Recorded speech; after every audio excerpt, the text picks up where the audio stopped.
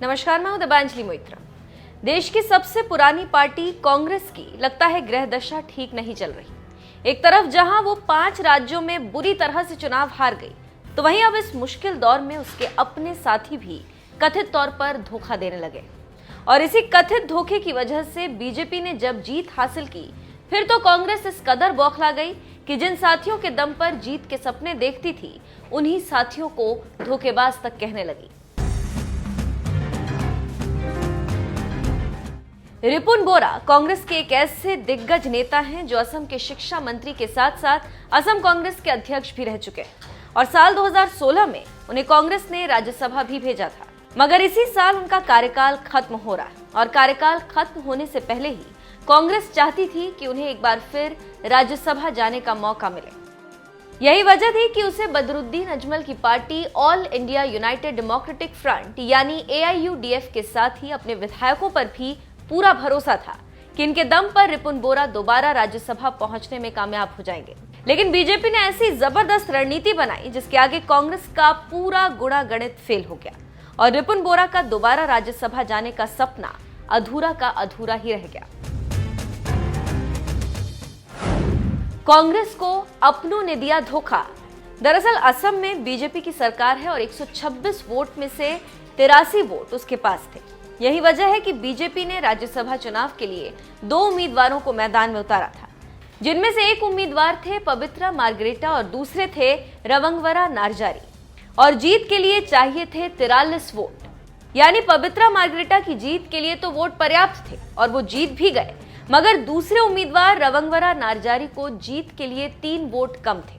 लेकिन इसके बावजूद बीजेपी नारजारी को राज्यसभा चुनाव जिताने में कैसे कामयाब हो गई, ये जानने के लिए पहले वोट के आंकड़े समझिए। 126 सीटों वाले असम में बीजेपी के पास 63 विधायक हैं। एनडीए के साथ ही UPPL 7 और AGP के पास 9 विधायक हैं। बीजेपी को अन्य पार्टियों के 4 और विधायकों का समर्थन था, यानी बीजेपी के पास कुल 83 विधायकों का वोट था। बीजेपी के पास मौजूद वोट का गणित समझने के बाद अब विपक्ष के वोट के आंकड़े भी समझिए। कांग्रेस के पास कुल 27 विधायक हैं। AIUDF के पास 15 विधायक हैं।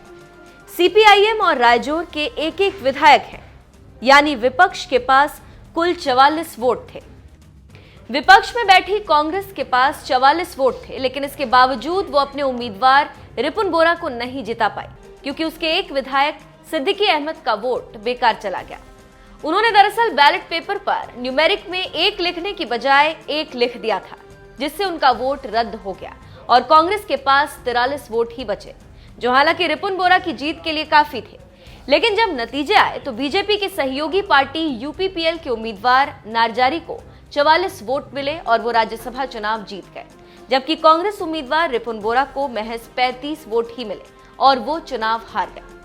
क्योंकि विपक्ष के कम से कम 8 विधायकों ने क्रॉस वोटिंग की। बीजेपी से मिली इस हार से कांग्रेस इस कदर बौखला गई कि उसने अपने ही विधायक सिद्दीकी अहमद पर जानबूझकर 1 वोट बर्बाद करने के आरोप में सस्पेंड कर दिया।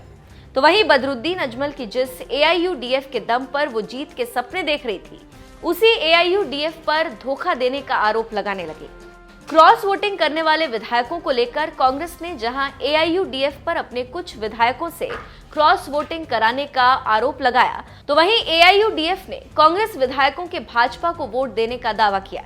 बहरहाल एक तरफ जहां कांग्रेस और AIUDF एक दूसरे से लड़ रही है, तो वहीं दूसरी तरफ बीजेपी ने असम से 2 सीटें जीतने के बाद पहली बार राज्यसभा में 100 का आंकड़ा पार कर लिया, जो एक इतिहास है, क्योंकि पिछले 34 सालों में आज तक किसी पार्टी ने राज्यसभा में 100 का आंकड़ा पार नहीं किया।